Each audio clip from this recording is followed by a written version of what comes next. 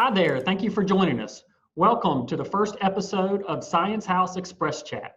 I am Dr. Jason Painter, and I'm director of the Science House here at NC State University.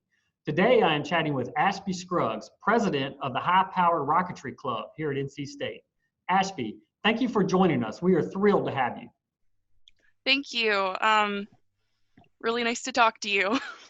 Yeah, so if you want, just tell us a little bit about yourself and how you got to where you are today. Well, I'm Ashby Scruggs. I'm from Pinehurst, North Carolina originally. I'm in Raleigh right now as a student at NC State, majoring in aerospace engineering, and I'll be graduating this May.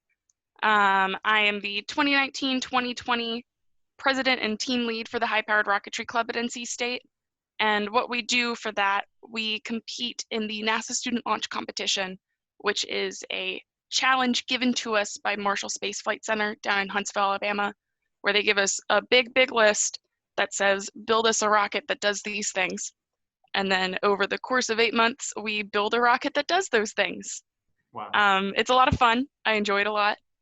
When I graduate in May, I will be working for Collins Aerospace as a systems engineer in Cedar Rapids, Iowa, in their rotary wing platform systems department. So that's a lot of fun. Wow, that sounds cool. Well, tell us how'd you get interested, or what drew you into this field of aerospace engineering? Well, I didn't really know what engineering was when I was in school. That was 5-10 years ago that I probably got interested in engineering. And I think it's important to not really pick an engineering discipline until you have that experience. You've done a couple projects and you are familiar with it. But that's just me. Right. So again, I didn't really know what engineering was. I just knew that I really liked science and math. Back in the day, they didn't really have all those neat coding classes or, teach you what engineering is sort of stuff that I see a lot of nowadays. But the first thing that I would really call engineering experience for me was Science Olympiad. I did that all throughout middle school. It was a lot of fun. I had a lot of hands-on experience there, which was really good for me, and it got me excited. And the first time. What events were you in? We got a big Science Oh Olympiad gosh. following. Do you remember? I did.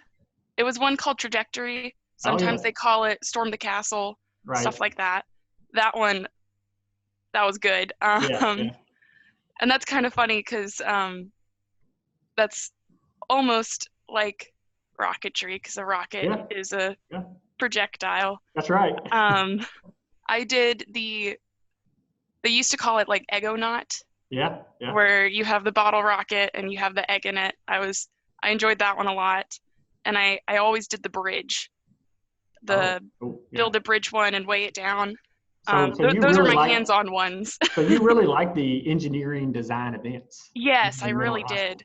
I really did. Usually they'd make me do one of the testing events where you go in a room and take a test, because I was good at it, but I wasn't it wasn't my favorite. Of course you had to take one for the team and go in and do a testing event along with some of those engineering events, right? Yep, and it wasn't bad. That part was fun too.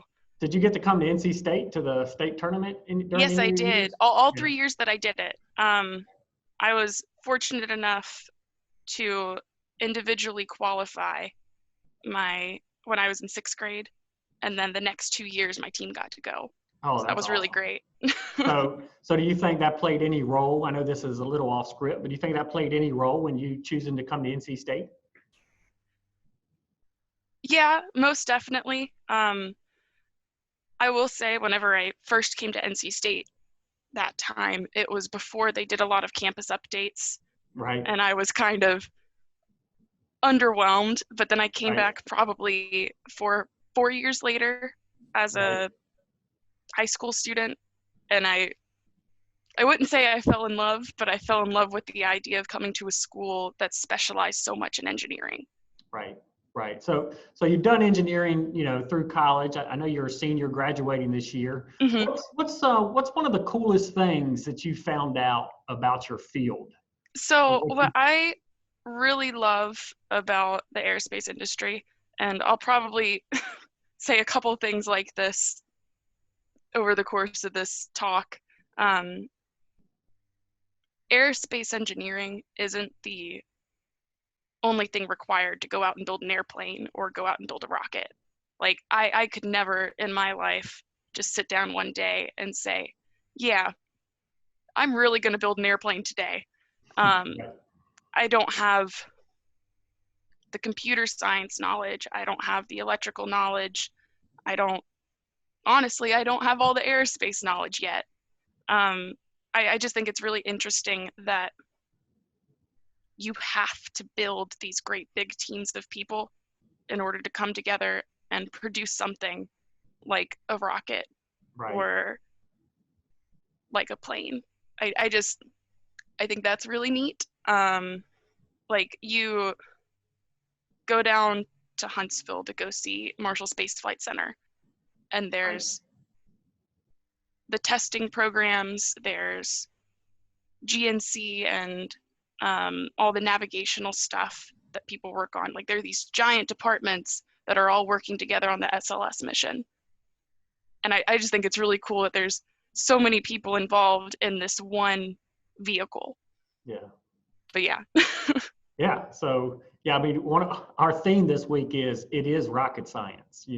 Because here in North Carolina we say it ain't rocket science, right? One of the reasons that we decided to do this theme is because a lot of people think rocket science is only for a certain group of people, and I'm going to get to a question on that in a minute. But I'm interested in, especially with your experience with the high-powered Rocketry Club, which is a really Hmm. cool name. Actually, you can tell us what the other cool name is that you've come up with your high-powered Rocketry Club. And I've read a lot about in some articles about just how amazing your club is.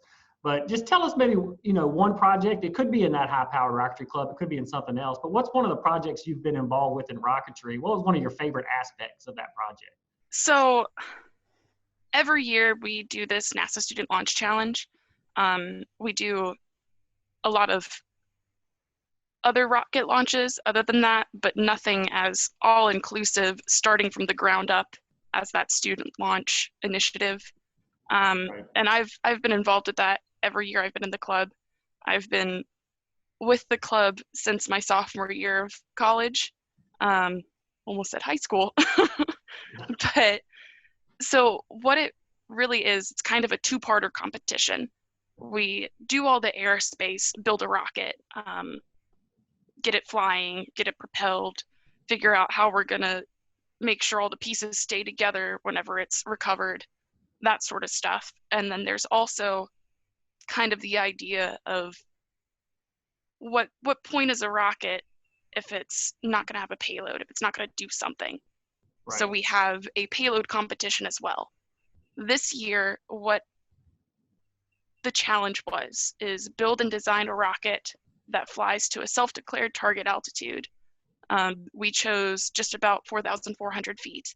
Wow. Um, and that's something that we decided pretty early in the design phase. We hadn't bought any materials yet. We hadn't even decided on our propulsive systems yet, which So was just for a my little knowledge, scary. or those listening, what was the rationale behind the 4,400 feet? So we have this program that's called RockSim, where it kind of simplifies the whole projectile motion of a rocket. Because our rockets we're not safe enough to go to space yet. I'm not NASA, Right. but so our rockets have to come back down pretty much, and we have to design a way to do that safely. We have to say at apogee we're going to deploy this parachute, and then further down we're going to deploy a bigger parachute, that sort of Wow. thing. Yeah, we used that software to kind of estimate weights of all the components, pick a couple viable propulsive systems, and we use solid fuel for our rockets, so it's pretty standard rocket motors. So we put all that into the software, we design the rocket, I guess, and run some simulations that tell us kind of a range depending on weather conditions, wind conditions, that sort of thing. Right. And then we choose what we think is best, pretty much. That's cool. Well, what was your favorite part of being in the Rocketry Club? So I think I've reaped a lot of benefit personally from being the team lead. I thrive a lot on knowing that I'm helping other people. So taking on that team lead role has really helped me, I guess. Even if I'm struggling with something, there's some Right. way I'm benefiting. Someone younger than me is learning some engineering concept, or they're learning how not to do things, I guess. Right. Yeah. But You know, yeah. it makes me think, especially because I know what it's like, in competitions and how often there's failure, right? And how often there's challenges and problems that come up over and over again, whether that be in your work there or in your coursework, that you've gone through at NC State. What is it that really got you through some of those tough times, those really challenging times? I'm really a big picture type of person. I need to think about what the end goal for a project or an assignment is. Why am I doing this? Why is it important to my life, to my career, to say for work, for customers? What impact is this work going to make? And what really helps me there is, well, that's more so for coursework, for assignments, like the whole why am I doing this? Right. As far as projects go, I enjoy group projects a lot. Again, I'm a people person, but I like the idea that if I'm struggling, I have a team member beside me who's helping me through this struggle. And yes, they're going through the same things, and it's probably not great, but I just know I'm not alone, because engineering's a collaborative thing. Like,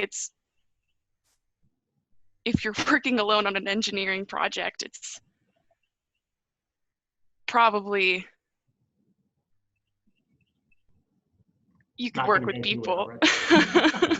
Yeah, it's interesting because we hear a lot about, soft skills and the importance of students to develop, those soft skills, whether it be around teamwork or collaboration or communication. And you seem to be really talking about how important those skills are. It's not like the important, obviously the technical skills are important, understanding the science behind what you're doing is important.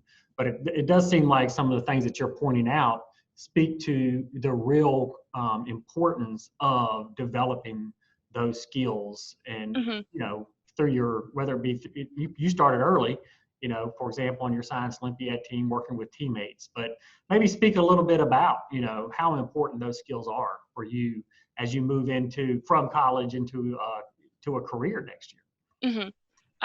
Something that I really firmly believe in, and I'm sure my answers are reflecting that right now, there's no problem with asking questions about a concept you don't understand. There's always opportunity to learn those technical skills. And the skills that I'm learning in college right now, maybe some of them aren't applicable to my future career. Some of them are. But what I really should be learning and absorbing right now is how to learn, how to be a good student, how to do the engineering, but make it, I guess, applicable to multiple situations. Like, Right. I guess learning the process is what's Right. really important. And that's what I value a lot. I know a lot of people really dive into the technical aspect of things, and they get into a class that they really enjoy and say, I really love structures. I want to go be a structures engineer. I'm going to find a career that does that.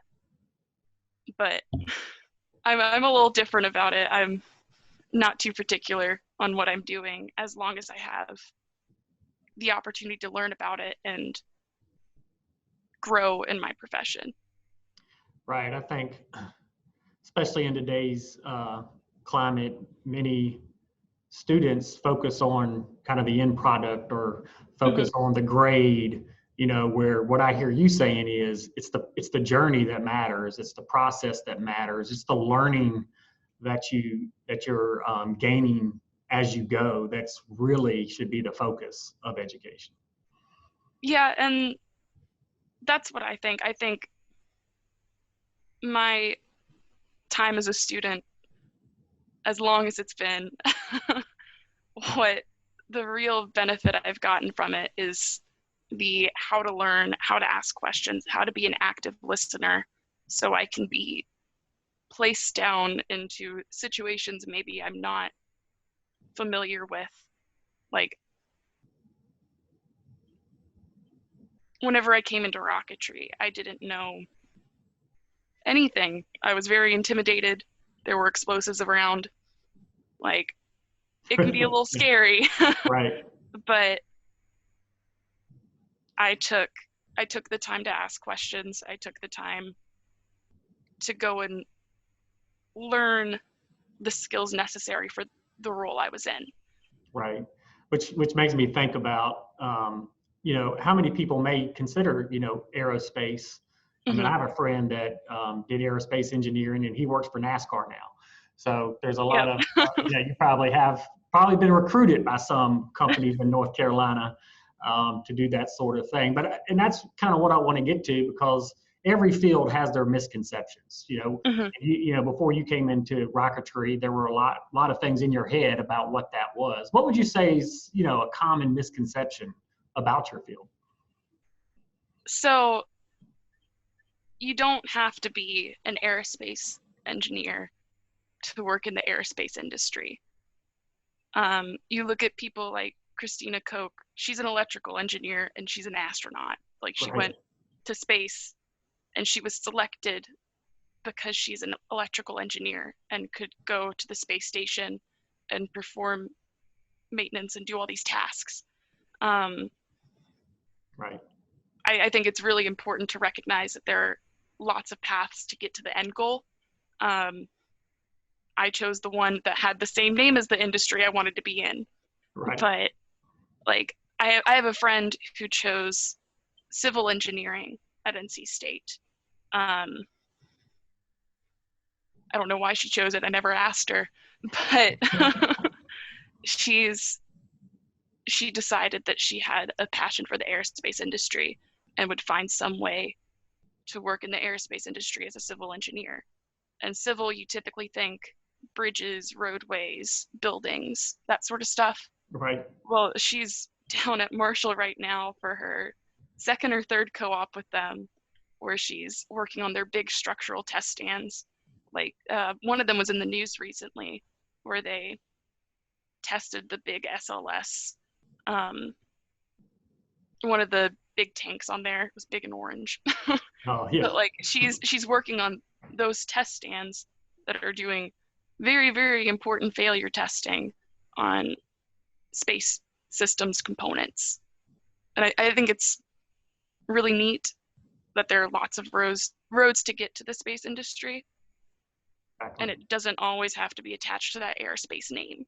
Right. Exactly. Which, as you know, the Science House is, you know, committed to really exposing as many students as possible to STEM, specifically students that have been historically underrepresented in STEM. And probably, you know, that women in STEM and space are not always that well known. And so kind of to end this interview, I think it'd be really cool to hear your kind of message or advice to girls out there that may consider, engineering especially has a lot of underrepresentation of girls or women in that field. So what would be your advice to them? My biggest thing is really don't settle for anything less than what you think you deserve. If you're struggling in a class, say you don't understand some concept, but you feel worried about asking a question you may think is dumb or stupid, ask the question. It's your teacher, your professor's job to answer those questions. They shouldn't be judging you for what you ask them. Employers shouldn't be judging you for anything other than your work ethic, what you do as a person for your career. I think it's important to recognize that. Yeah. I think it's important to do research on how being underrepresented in your field affects you as a person, because you may not realize it, but it is. That's important going into college. Yeah, really just there's a lot of little things that you may not realize, may forget. And it's important to hold yourself first, I guess, in your own eyes. I think that's amazing advice. Well, I can't thank you enough for joining me today, Ashby, and I hope all of you that watched this interview enjoyed it. Next week, Kim Jervis, the director of the North Carolina Science Olympiad, will be chatting with our very own statistics professor, Dr. Eric Labor. And it's going to be a great interview. You don't want to miss that. And if you'd like to see more videos like this one, be sure to like and subscribe to our channel. Additional information can be found in the description box below. Thank you again so much for watching Science Express Chats. Until next time.